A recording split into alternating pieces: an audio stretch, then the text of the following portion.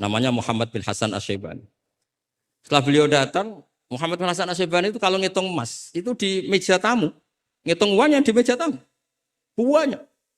Imam Syafi'i itu ngelus dodo. Orang sealim ini kok kedonyan. Tapi kata Muhammad bin Hasan Asy-Syaibani, kalau kamu orang soleh gak boleh punya uang, gak boleh kaya, ini tak kasihkan sama lonte, sama koruptor, sama tukang dugem, tukang tukang judi. Jangan kalau dipakai orang fasik nanti gak karu-karuan. Jenengan saja. Baru sadar, iya ya. Kalau yang orang soleh kere semua, yang fasik kaya, berarti ada syauqatu dzalim ala soleh.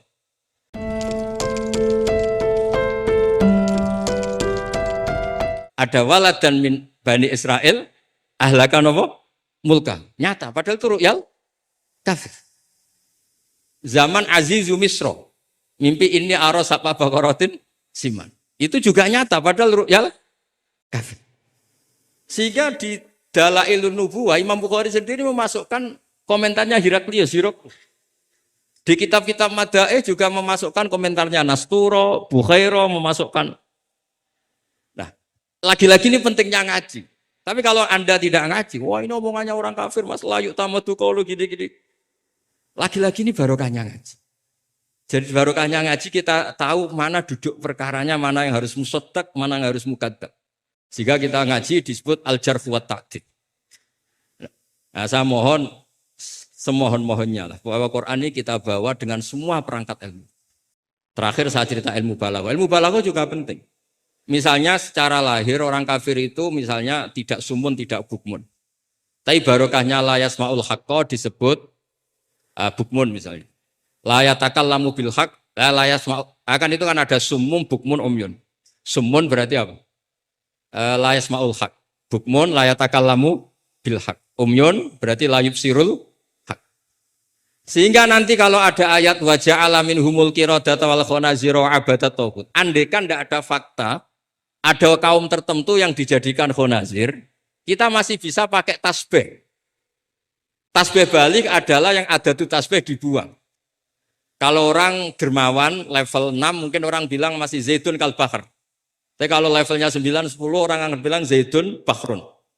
Kalau ganteng masih pas-pasan zaitun kal badri. Tapi kalau sudah kayak Rasulullah, anta syamsun, anta badri. Nah, pentingnya ilmu itu adalah ketika ada ayat yang dohirnya misalnya ada tadi wajah alamin humul qiradata wal khonaziro abadat taghut. Ternyata misalnya kalau itu fakta ya sudah selesai kan berarti itu hakikat. Tapi itu misalnya tidak fakta, kita masih bisa mentakwil dengan qulubuhum atau apalah mentalnya mislul khonazir mislal qirad. Tapi kalau kita tidak ngaji balaghah, semua lafaz kita anggap apa? Tekstualis dan kita anggap hakikat, berarti terus nganggap pernah ada periode yang orang itu dijadikan seperti itu.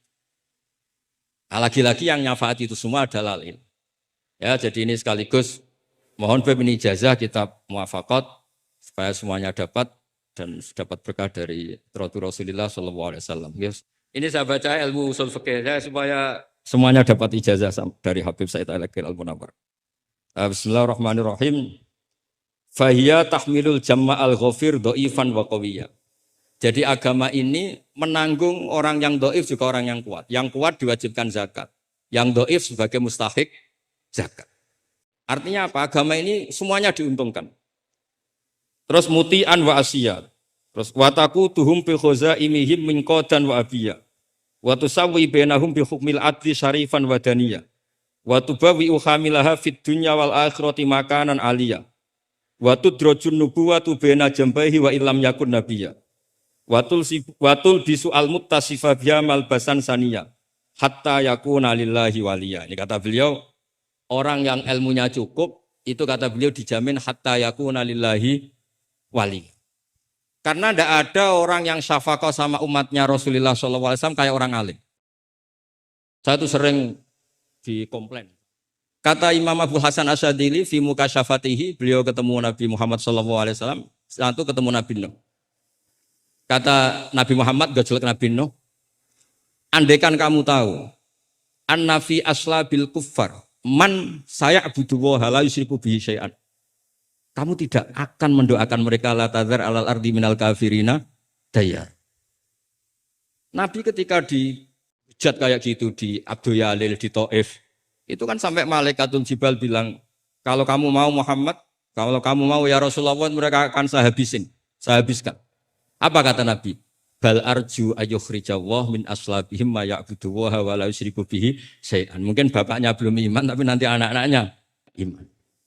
Kita tahu kan Abu Lahab punya anak Darro, Abu Jahal punya anak Ikrimah, Walid yang kayak gitu getol Nabi punya anak Khalid.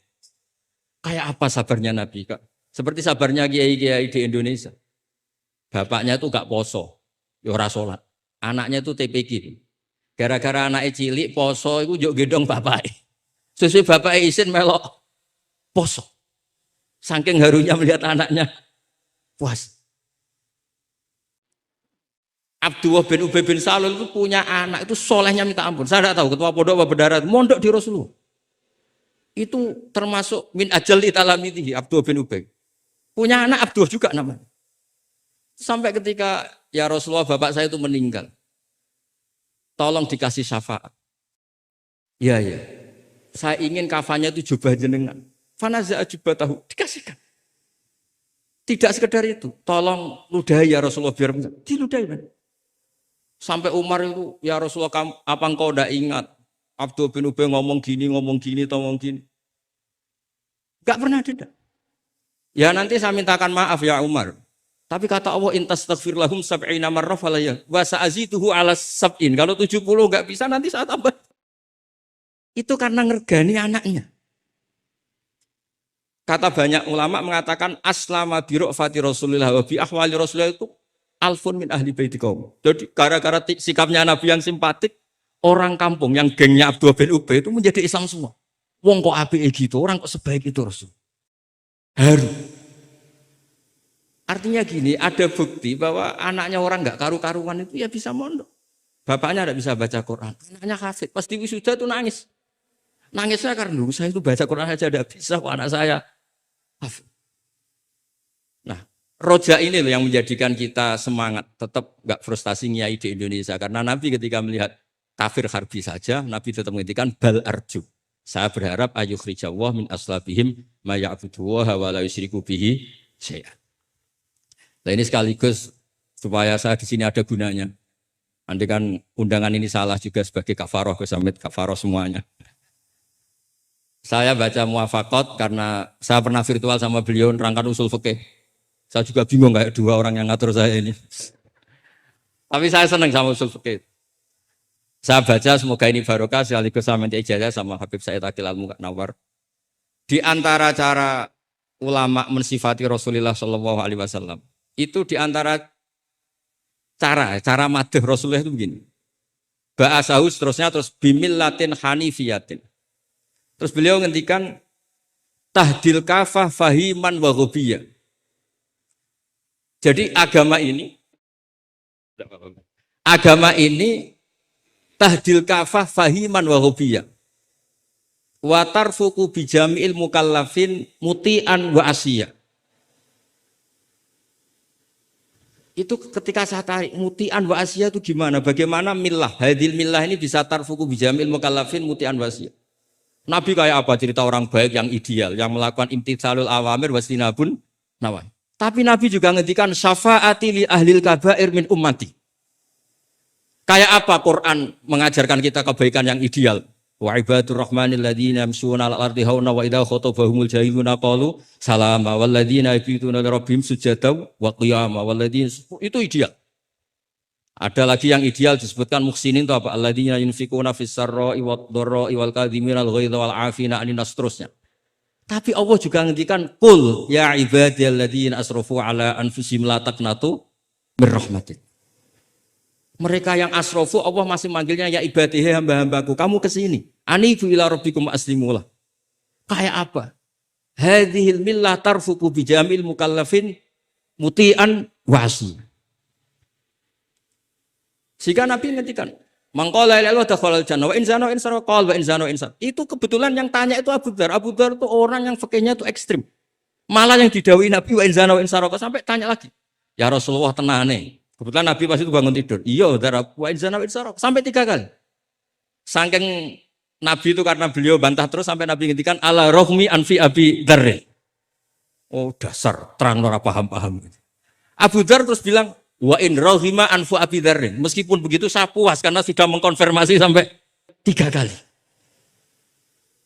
Sehingga dalam kenangannya Ka'bul Ahbar, dalam kitab Khilyatul Auliya ketika cerita mana Ibu Ka'bil Ahbar. Ka'bil Ahbar ini orang ahli kitab yang maunya Islam itu terlambat. Karena nunggu data itu kurang 1 menurut dia. Di kitabnya dia itu kan masyhur itu Al-Hadits Tsani an Yasar bin Atha an Ka'bil Ahbar qala alamani abi Taurata illa sifran wahidan kana yahtimuhu wa yudkhiluhu sunduk. Falamma mata abi fatahtuhu fa idzan fihi nabiyyun yakhruju akhir zaman. Maulidu bi Makkah wa hijratu bil Madinah wa sultanuhu bisyam. Ka'bul Ahbar itu tahu Rasulullah itu maulid Makkah ini sudah benar. Wa hijratu bil Madinah sudah benar, tapi beliau tidak menangi ada sultanul Islam bisyam. Sehingga cara beliau data ini kurang 1. Ketika Futuhat Umar menaklukkan Syam dan Islam di Syam menjadi sultanah, menjadi sultan. Wa sultanuhu bisa. Singkat cerita dia akhirnya masuk Islam dengan data yang seketat itu. Akhirnya dia jadi penasihatnya Umar bin Khattab, masyhur. Ketika di antara yang diceritakan beliau adalah yalumunani ahbaru Bani Israel. Saya ini ketika ketemu orang-orang ulamanya Bani Israel sering dicibir, disalahkan. Annani dakhaltu fi ummatin farraqahum awalan summa jama'ahum. Nah, ini saya ini dikritik, disalah-salahin sama ulama Bani Israel. Karena saya ini masuk satu komunitas yang gaya pertamanya kayak ada kelompok-kelompok, ada faksi-faksi. Tapi summa jama'ahum, pada akhirnya jadi satu. Terus beliau baca kitab, baca Quran tadi, summa awrasnal kitab alladzina astafaina min ibadina. Tadi yang dibaca Profesor Kures. Faminhum dzalimun li nafsi. Gayanya kita ini kita dibagi, ada yang dzalimun li nafsi, wa minhum muqtasid, wa minhum sabiqum bil khairati biidznillah. Tapi kata Nabi, haula kulluhum bimanzilatin wahidah wa kulluhum fil jannah. Tapi ternyata 3 orang ini semuanya di surga. Yang ngajari Quran, lelaki sama lelaki, perempuan sama perempuan, itu ya fil jannah. Tapi kalau di kampung-kampung itu gurunya itu perempuan cantik. Ya ada ustadz lelaki, ya agak kepikiran juga. Itu kalau diharamkan tidak jalan, dihalalkan fitnah. Tapi barokahnya agak-agak semu-semu ini yang bisa baca Quran di situ banyak. Ikutnya partai wa akharuna atarafu bidzunubihim khalatu amalan shalihah wa akhara sayyi'ah. Jadi, ini cerita saja, nanti bisa ditas sama beliau. Intinya kalau kita ngaji itu tadi, kita kata Sayyid Muhammad yang paling masyhur, li'annal insan kullamatta sa'afikruh qalla inkaruhu 'alan nas. Jadi, al-insan idza tasa'afikruh qalla inkaruhu 'alan nas. Jadi tadi misalnya ada kiai besar diundang di kampung-kampung terbelakang nggak mau, jangan katakan sombong. Itu tidak membunuh pasaran kiai kampung. Yang datang puji tawadhu, yang nggak datang puji ngasih job, kan enak kan? Semuanya benar. Semuanya apa? Loh, saya kalau bidang kemenang tidak datang, karena ngasih jatah jenengan-jenengan ini. Kalau saya datang bisa majub ini. Ya ini sekaligus minta ijazah saya baca Muqaddimah. Nah, ini banyak keluarga saya sama dari keluarga Lasim. Begini ya, masalah ulumul Quran. Saya dulu kalau diajarin bapak itu sering beliau cerita. Kamu cari sisi ekstrimnya. Sisi ekstrim itu begini, misalnya hudal lil muttaqin. Quran itu petunjuk bagi mereka yang takwa. Orang-orang idealis ngartikan takwa itu adalah orang-orang yang imtitsalul awamir wastinabun nawahi. Itu orang ideal. Tapi faktanya Sayyidina Umar itu masuk Islam itu dengar surat Toha khina kana huwa kafir. Ketika beliau masih kafir. Beberapa sahabat dulu masuk Islam itu ketika mendengar Quran statusnya masih kafir. Sehingga ada bukti bahwa orang tidak muttaqin juga bisa dapat hidayat Quran. Nah, barokahnya kita baca banyak, Quran itu bukan sekedar hudal lil muttaqin tapi juga hudal linnas. Lalu dianalisis. Oh, jangan-jangan lil muttaqin ini cara balaghah min babil iktifa. Lil muttaqin wa ghairihim. Buktinya ada ayat lain yang menyebutkan hudal linnas. Ini itu awal dari disiplin ilmu. Sehingga memang tidak bisa kita apa mengartikan Quran tanpa baca tafsir yang banyak. Kemungkinannya tadi tambah pinter atau tambah bingung tadi. Nah, soal kita tetap tidak bisa itu ya alhamdulillah memang manusia didesain wa kanal insanu dzaluman jahula. Jadi kalau kita bodoh itu sesuai rencana Tuhan memang itu.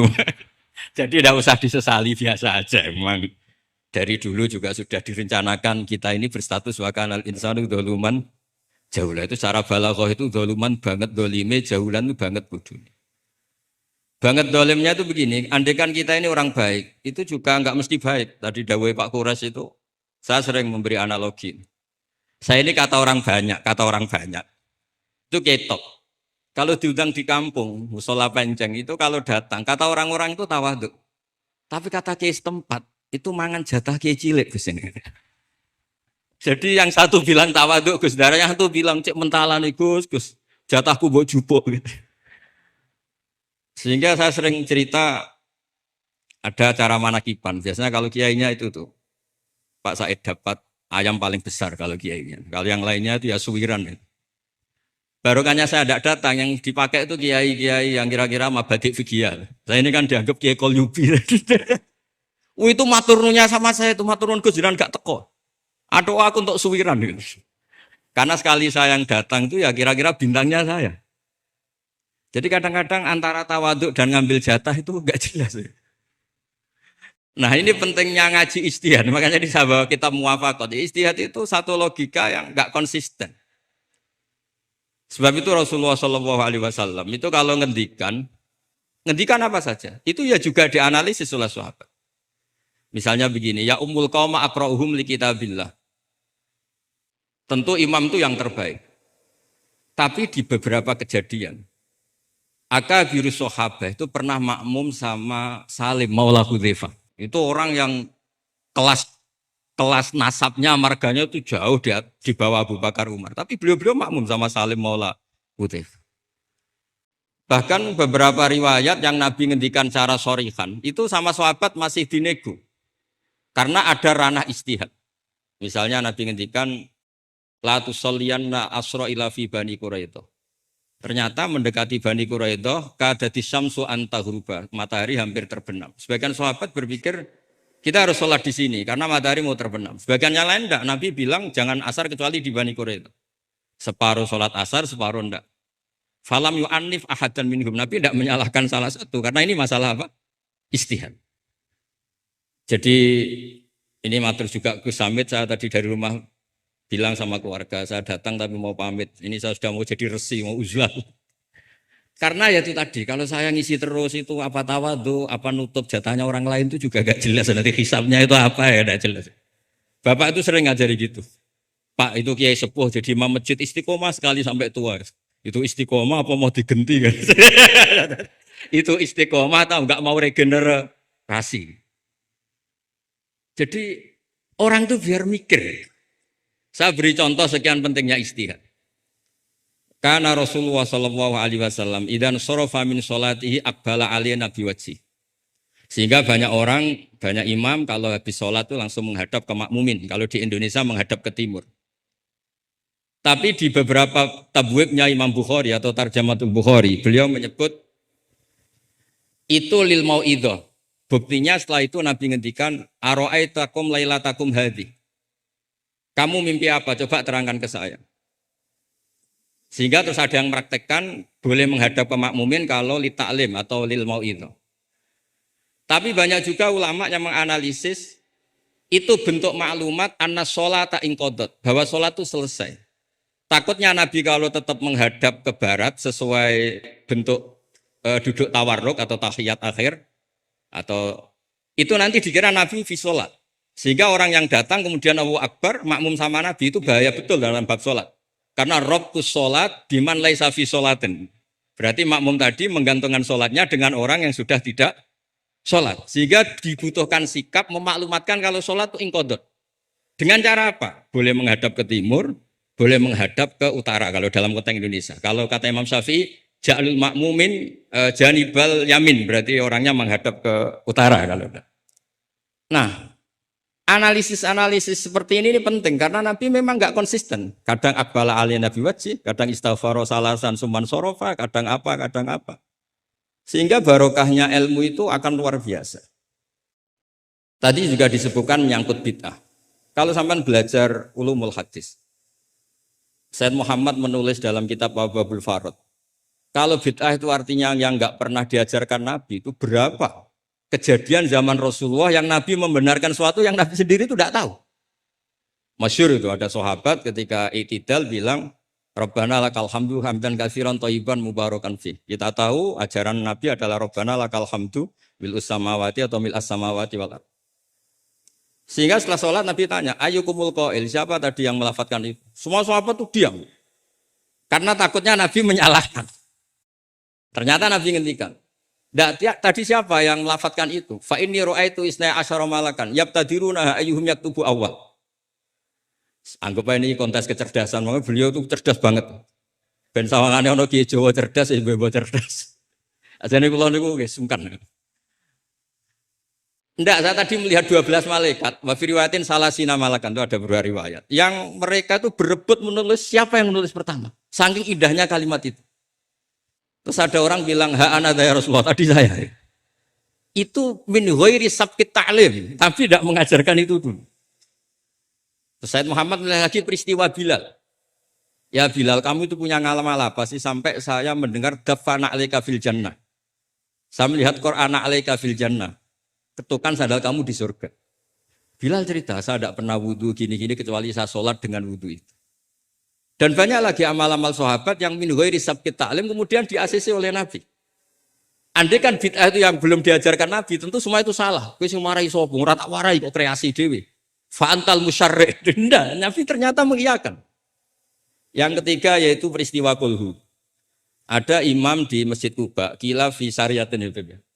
Nabi arsala syariatan itu selalu kalau imam itu baca kulhu sampai makmumnya itu jenuh karena main kulhu terus. Singkat cerita si imam ini dilaporkan, ya Rasulullah, imam yang kau tugaskan ke kita ini main kulhu terus. Itu gimana ya Rasulullah? Tapi Nabi karena bijak panggil orang itu, dipanggil. Kenapa kamu sering baca kulhu? Li'anna suratal ikhlas sifatur rahman fa ana uhibbuha. Itu surat yang benar-benar hanya nerangkan Allah sehingga saya suka. Kalau surat lainnya itu kan surat proposal. Misalnya Anda bilang uji budak watadai terus dungo. Banyak sifatnya Allah yang kamu suka itu karena terkait Anda. Kalau ini enggak ada yang terkait kita, murni tentang Allah. Sehingga saya suka. Makanya disebut suratul ikhlas. Kalau Anda baca Ar-Rahman mesti terus hanya irhamna. Anda baca Ghafur terus ighfir lana. Jadi kepentingan Anda langsung diungkapkan. Apalagi yang Al-Mujib. Wah, langsung kemana-mana hajatnya disampaikan semua. Kamu yang punya utang, Allah yang kamu libatkan gitu. Ya kan? Kamu yang ingin wahyu, Allah kamu libatkan. Ya Allah. Masih disuruh enggak konangan itu kan. Enggak ikut Allah, enggak ikut utang, kamu libatkan suruh nyaur gitu kan. Tapi kalau surat Ikhlas enggak ada itu semua. Enggak ada mujib, enggak ada rahman, enggak ada, pokoknya tentang Allah saja. Maka saya suka.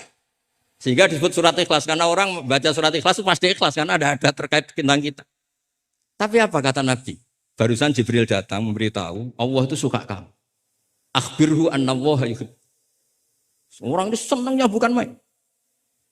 Nah barokahnya ngaji seperti ini, kalau Anda melihat imam main kulhu saja, orang alim alama itu pasti baca hadis tadi. Tapi Imam Ahmad tuh gak suka ada orang sering baca kulhu, ini cerita ijtihad. Gak suka.